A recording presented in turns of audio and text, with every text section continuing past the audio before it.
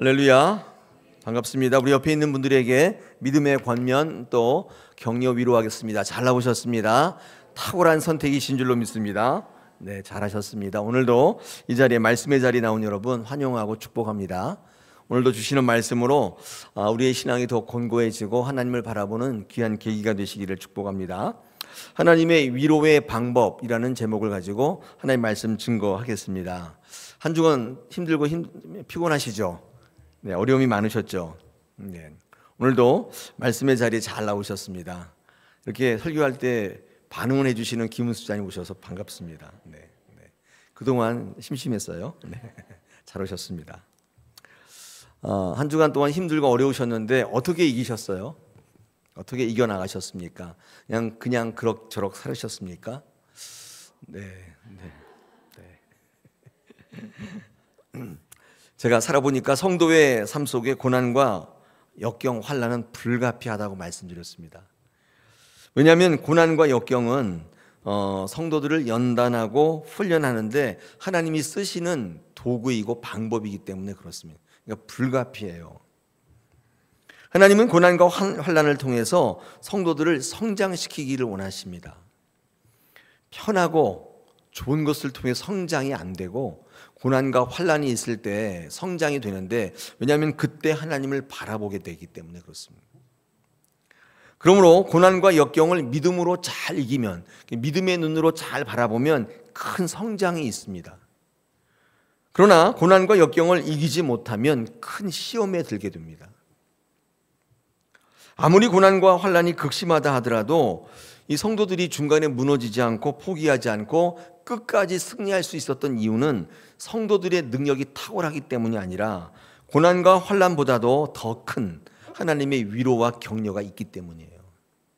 그것 때문에 승리하는 것입니다. 여러분들은 힘들고 어렵고 고달플 때 어디서 위로받습니까?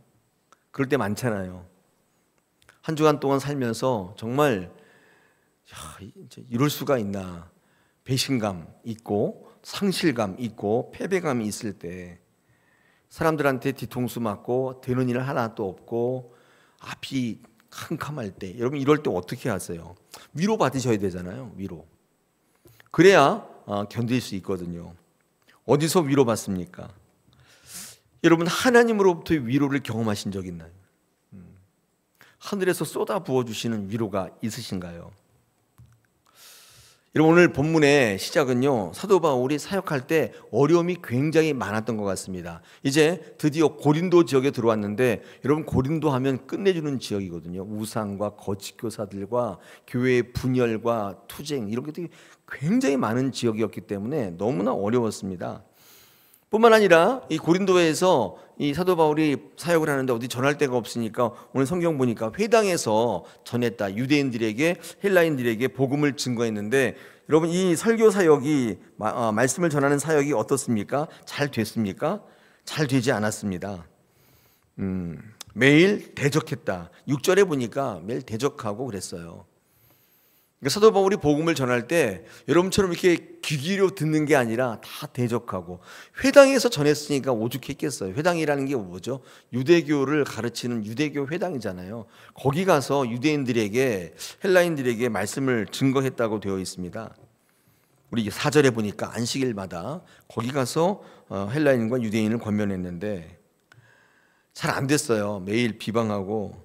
이럴 때 사도 바울은 어떻게 했을까요? 와, 나는 해도 안 되는구나. 그리고 복음 전도 사역을 그쳤을까요? 그만뒀을까요? 오늘 성경 읽어보면 낙심할 만한 상황인데, 그럴 수 있는데 이 회당에서 안 되니까 어떻게 해요? 자리를 옮겼어요. 오늘 성경 말씀 보니까 자리를 옮겨가지고 7절에 보니까 자리를 옮겨가지고 어디로 갔냐면 디도 유스도라고 하는 사람의 집으로 옮겼어요. 거기서 또 말씀을 증거하기 시작하는 거예요. 사도 바울은 지금 어려움이 있지만 실망과 좌절과 고난이 있는데 포기하지 않고 끝까지 갈 수 있었는데, 그 힘이 뭐냐면 하나님이 중간중간 주시는 위로와 격려가 넘쳤기 때문이에요. 하나님의 위로와 격려 때문에 끝까지 갈 수 있었던 것입니다. 자, 그렇다면 하나님의 위로와 격려는 어떻게 임하시는가? 오늘 본문 속에서 두 가지 같이 한번 나누시고 여러분도 이 두 가지를 통해서 위로를 얻으시고 힘을 얻게 되시기를 축복합니다. 자, 먼저 하나님은요, 동역자들을 통해서 위로를 주신다. 오늘 성경 말씀을 통해서 그렇게 이야기합니다. 오늘 본문에는 사도 바울의 동역자들이 다수 등장하고 있습니다. 그 첫 번째가 우리 1절로 3절에 보니까 이 브리스길라와 아굴라가 있죠. 보니까 함께 살면서 같은 일을 했다. 우리 3절에 보니까 생업이 같았대요. 얼마나 위로가 됐겠어요. 동지가 있는 거 아니에요. 동지가 나랑 똑같이 살고 똑같이 행할 수 있고 똑같은 길을 가는 사람이 있단 말이에요. 이 브리스길라와 아굴라를 허락해 주셔서 그들로부터 위로를 얻게 하셨, 틀림없죠. 5절에 보면 또 나타나는데 실라와 디모데가 등장합니다. 여러분, 실라와 디모데가 마게도냐로부터 왔다고 되어 있는데 우리 앞에 있는 사도행전 17장을 읽어보면 마게도냐에서 어떻게 왔냐면 거기서 헌금을, 재정적인 후원을 가지고 온 거죠. 정말 쉽지 않은 일을 대신해 주는 동역자들이 있었어요. 이 실라와 디모데를 통해서도 큰 힘을 얻게 됩니다. 우리는 이루 말할 수 없죠. 또 우리 7절에 나와 있는 디도 유스도라고 하는 사람의 집에 들어가서 예배를 하게 되었는데 집을 내어주는 사람이 있었단 말이에요. 예배 처소로 쓰라고. 이런 동역자들을 통해서 사도 바울이 어렵고 힘들었지만, 설교할 때 많은 사람들이 대적하고 비방했지만 낙심하지 않고 끝까지 갈 수 있었던 힘과 위로가 이런 동역자들로부터 오기 시작하는 거예요. 여러분, 그렇기 때문에 이 믿음의 사람들과의 연대가 굉장히 필요합니다. 여러분, 그냥 우리가 이렇게 친한 거하고 믿음의 연대는 약간 다르거든요. 여러분, 교회에서 신앙생활할 때 나를 위해서 기도해 줄 수 있는 동역자들을 많이 만드셔야 돼요. 관계 좋으셔서 놀이도 같이 하고 휴식도 하고 그것도 좋지만 인간적 관계는 차지하고라도 교회 오시면 믿음의 관계들이 있잖아요. 그래서 믿음으로 권면도 해주고 믿음의 상담도 해줄 수 있고 나를 위해서 기도해, 진짜 기도해 줄 수 있는 분. 나 기도할게, 이게 말로만 하는 게 아니라 내가 여기서 기도할게요, 이게 인사말이잖아. 인사말. 그걸 기도 안 하시잖아요. 그죠? 하시는 분도 있지만 근데 진짜 그 말을 기억해 놓고 메모해 놨다가 새벽에 그를 위해서 중보할 수 있는 분, 이런 그런 분들을 많이 만드셔야 돼요. 왜냐하면 그분들로 통해서 하나님께서 위로를 쏟아부어 주세요. 근데 이런 분이 없으면 교회에 왔다 갔다 하시는데 그냥 인간적 관계, 친하고 이런 관계면 굉장히 힘이 들어요. 신앙생활 할 때 더 이상 버틸 힘이 없게 됩니다. 이 믿음의 연대가 굉장히 중요해요. 저는 그 믿음의 연대의 핵심이 구역이기를 원하는 거예요. 구역에 묶여져 있잖아요. 구역장님들을 위시해서 자꾸 이렇게 믿음의 연대를 하면 거기서 힘이 생기고 하나님께서 그런 사람들을 통해 힘을 부어주시는 것을 우리가 알 수 있습니다. 오늘 사도 바울의 동역자들 몇 사람을 봤는데 이런 사람들을 통해서 낙심할 수 있었지만, 포기할 수 있었지만 사도 바울이 끝까지 갈 수 있었던 것은 그들의 중보 때문에, 그들의 동역 때문이었던 것입니다. 저를 위해서도 기도 많이 해주시고 동역자 되어 주십시오. 하자 그러면 으쌰으쌰 해주시고 그러시면 참 좋을 것 같아요. 그러면 저도 잘 안 되지만 낙심하고 포기할 수 있지만 또 계속 갈 수 있는 힘이 거기서 생기는 줄로 믿습니다. 자, 오늘 이렇게 브리스길라와 아굴라, 또 여기 실라와 디모데, 디도 유스도 이런 사람들이 있었는데 오늘 성경에 보면 전혀 예상치 못했던 동역자들도 있습니다. 그들을 통해서 하나님께서 은혜를 부어주시는데 그 첫 번째가 8절에 보면 회당장 그리스보입니다. 이 회당장 그리스보는 누구냐면 디도 유스도의 집 옆에가 회당이었거든요. 거기가 이제 회당장 그리스보의 집이었단 말이에요. 근데 디도 유스도 집에서 계속 찬송하고 예배하니까 그 회당장 이 그리스보가 예수를 믿게 된 거예요. 그리고 그 사람이 예수를 믿으니까 수많은 고린도 사람들이 예수 믿고 세례를 받게 되었다. 오늘 성경은 기록하고 있습니다. 전혀 예상 밖의 일이었어요. 사도 바울은 그저 디도 유스도의 집에서 예배를 드리는 것뿐인데, 아니 예기치 않게 회당장은 누구죠? 유대교의 지도자 아니에요?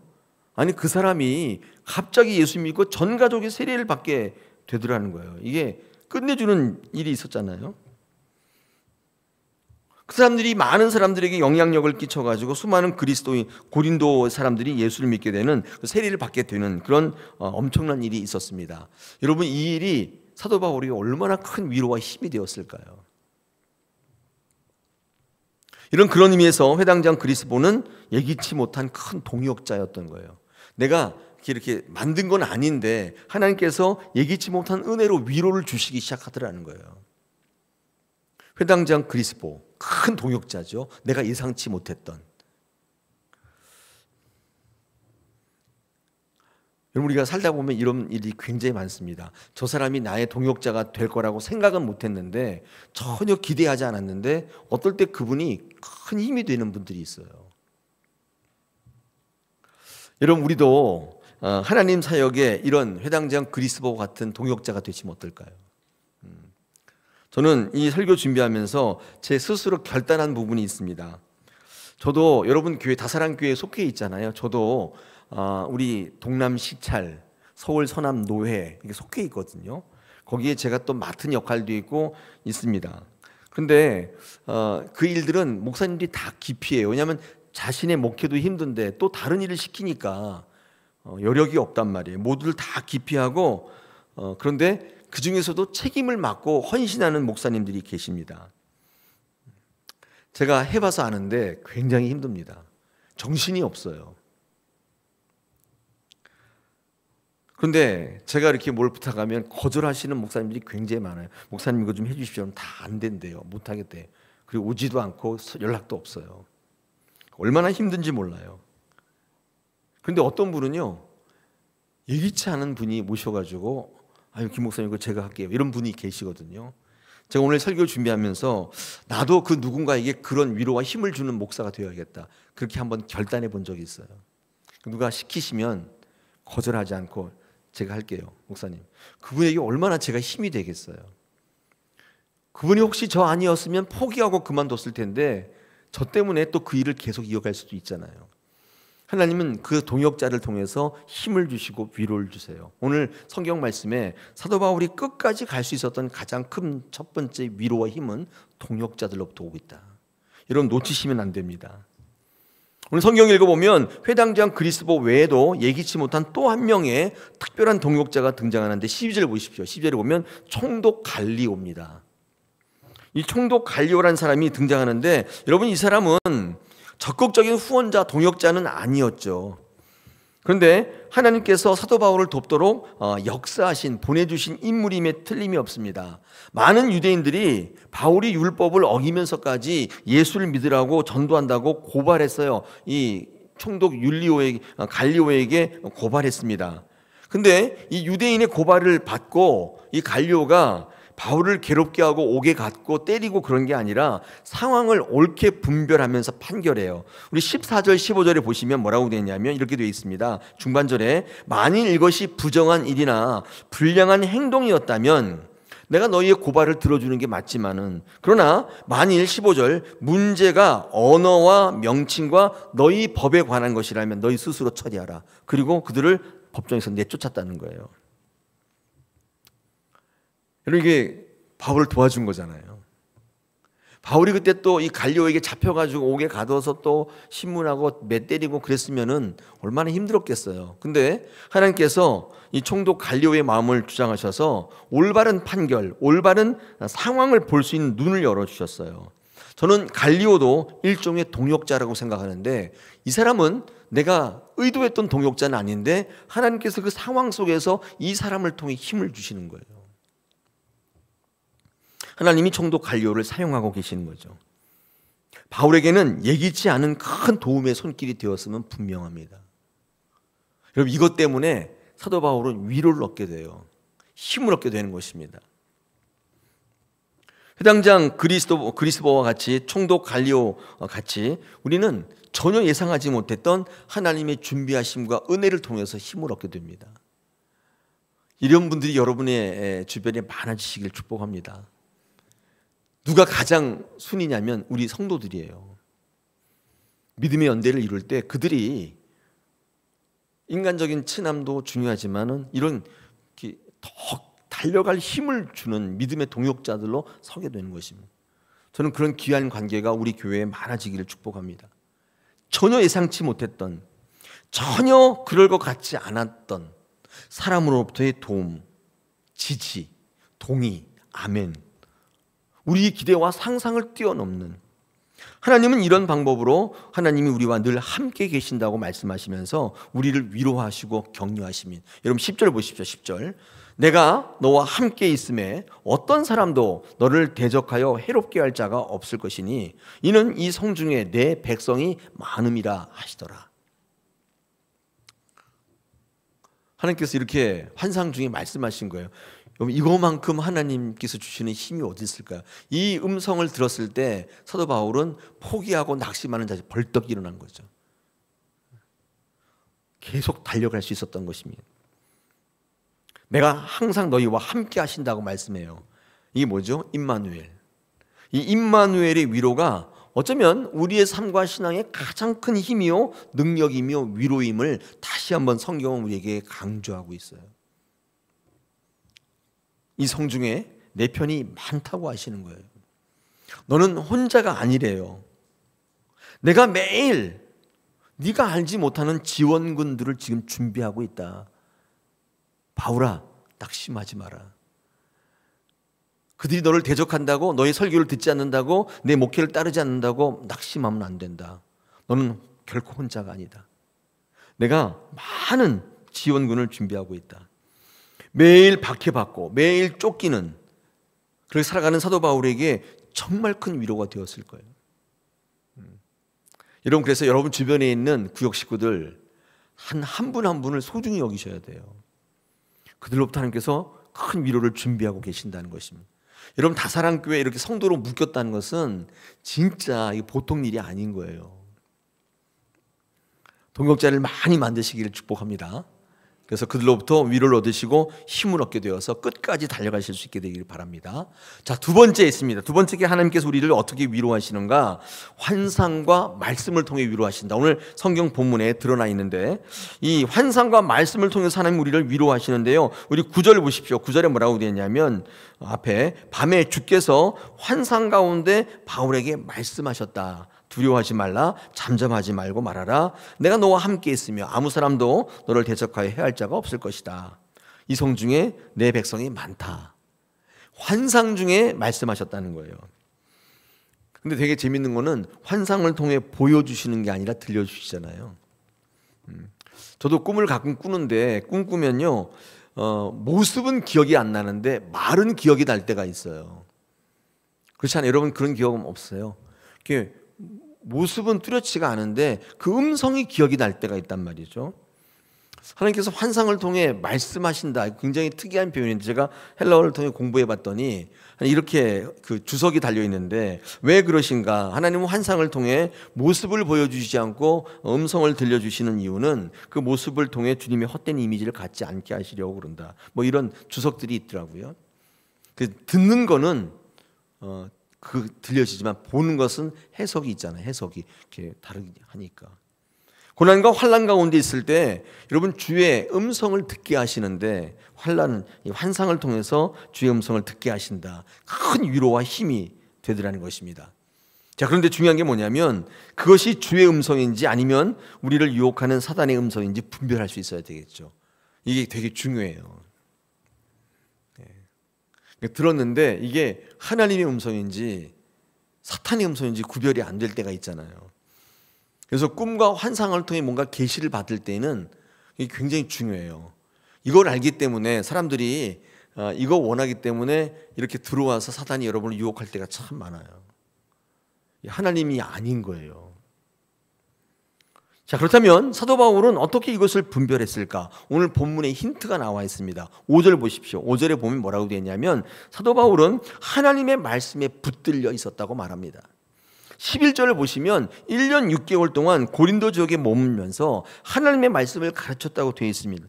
무슨 말을 하고자 하는 거냐면 사도 바울은 늘 말씀 중심의 신앙생활을 했다는 거예요. 여러분, 이게 하나님의 음성과 사단의 음성을 구별하는 굉장히 중요한 기준이 돼요. 하나님의 말씀이 없으면 이 구별이 안 돼요. 좋은 거면 다 좋게 들려요. 여러분, 사탄이 여러분에게 해를 입히지 않고 좋은 것으로, 좋아 보이는 것으로 유혹하잖아요. 말씀 중심의 신앙은 주님의 것과 사탄의 것을 분별하게 하는 능력을 키워준다고. 아무리 사탄이 좋은 것으로 여러분 위장해서 여러분을 유혹한다 할지라도 말씀의 사람은요, 넘어뜨릴 수가 없어요. 기준이 확실하거든요. 그게 뭔지를 분별이 딱 되거든요. 그게 속이는 건지 진짜인지, 좋은 것인지 좋아 보이는 것인지 분별이 딱 되는 거예요. 그를 어떻게 넘길 수가 없는 거예요. 그러므로 하나님은 환상으로 말씀하시면서 우리에게 위로를 주시기도 하지만 궁극적으로는 말씀을 통해서 우리에게 위로하시고 힘을 더하시는 거예요. 환상과 말씀이 같이 가죠. 왜냐하면 환상은 말씀이 아니고서는 그게 진짜 좋은 건지 나쁜 건지 구별이 안 되기 때문에. 여러분, 그래서 말씀을 붙드셔야 돼요. 꿈을 보고 뭐 이상한 뭐 계시를 받고 어디 가서 뭐 이것보다도 말씀을 붙드는 게 하나님을 경험하고 하나님 주시는 위로를 체험하는 제1번이에요. 저는 어려울 때가 있었는데, 목회하면서 힘들고 어려울 때 제가 지난 교회에 이제 나와서 안식년 1년을 하면서 외부에 사택이 있었을 때가 있는데, 그러니까 나와 있으니까 그 교회를 갈 수가 없잖아요. 다른 교회를 가야 되는데 그때 굉장히 마음이 힘들고 어려웠을 때인데, 그때 동네에 있는 어떤 교회를 갔는데 그 교회 목사님 설교가 그렇게 위로가 되더라고요. 그래서 새벽 기도를, 거기는 1부, 2부, 3부인데 이 설교가 다 달라요. 1부 때 다르고 2부 때 다 다르고, 야, 저 목사님 어떻게 설교를 저 많이 준비하시나. 근데 제가 그 새벽 기도를 다 갔어요. 수요일도 가고. 근데 참 신기하게 그 말씀이 그 순간을 견디게 만들더라고요.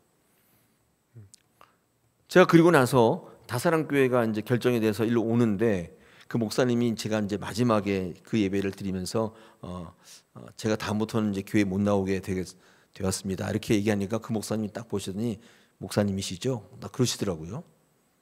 어디 가시는지 목회 잘하시라고. 제가 깜짝 놀랐어요. 그분의 말씀이 어려웠던 마음을 계속 붙잡아주고 계속 서게 만들고, 그 순간순간에 위로와 격려를 쏟아부어 주시더라고요. 여러분, 하나님 말씀을 들을 때에 우리 안에 있는 위로가 넘치게 되고 어떤 것도 포기하지 않고 끝까지 달려가게 하는 힘을 주세요.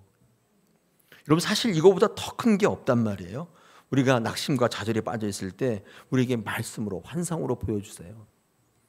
여러분, 환상을 보고자 하십니까? 말씀을 붙드시면 그게 환상이 되는 거예요. 하나님께서 가끔 우리에게 꿈과 환상을 보여주실 때가 있고 들려주실 때가 있는데, 그게 언제냐? 현실에 너무 지쳐있을 때, 포기하기 직전에 힘내라고 보여주세요. 여러분, 이게 왜 힘이 되냐면요, 내 눈으로 보는 게 다가 아니라고 말씀하시는 거예요.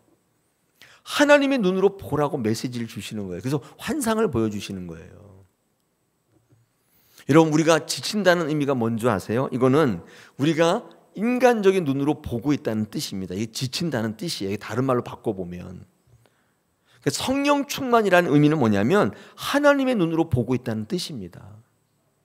상황이 바뀌는 게 아니고요, 그 상황을 내 눈으로 보고 있으면 지쳐가는 거예요.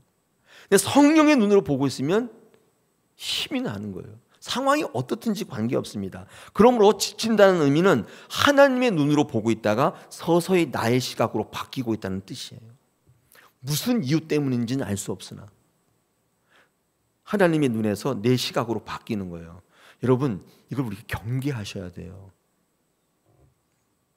이렇게 방치해 놓으면요, 계속 지칩니다. 그분의 입은 계속 힘들다는 얘기 연발이고 지친다는 얘기가 연발이 계속 나와요. 그거 왜 그러냐면 은혜 충만해서 자기의 시각으로 바뀌고 있다는 뜻이에요. 그럴 때 하나님께서 우리에게 환상을 보여주심으로 하나님의 눈으로 볼 것을 우리에게 요구하시는 거예요. 환상을 보여주는 것은 이제 그만 내 눈으로 보라는 뜻이에요. 자, 이거 보라는 거예요. 네가 보고 있는 것 외에도 이런 게 있다는 거예요. 너의 눈으로 보지 말라는 뜻입니다. 이게 환상을 보여주시는 의미예요. 그것을 믿으라는 뜻이, 그 뜻보다도. 우리의 삶과 신앙 중에 가끔 기적을 보여주실 때가 있는데 그 의미는 뭐냐면 보라는 거예요. 네가 판단했던 거, 네가 알고 있는 거, 네가 경험했던 거, 너의 실력, 그게 전부가 아니라는 것을 보여주는 의미가 기적이에요. 가끔 그런 거 체험할 때가 있잖아요. 이야, 이 말씀보다는 기적이 최고구나. 그런 뜻이 아니고, 네가 생각했던 거, 네가 아는 게 전부가 아니야. 네가 경험했던 거 전부가 아니라는 거예요. 보라고, 봤지, 체험했지, 이런 것도 있다.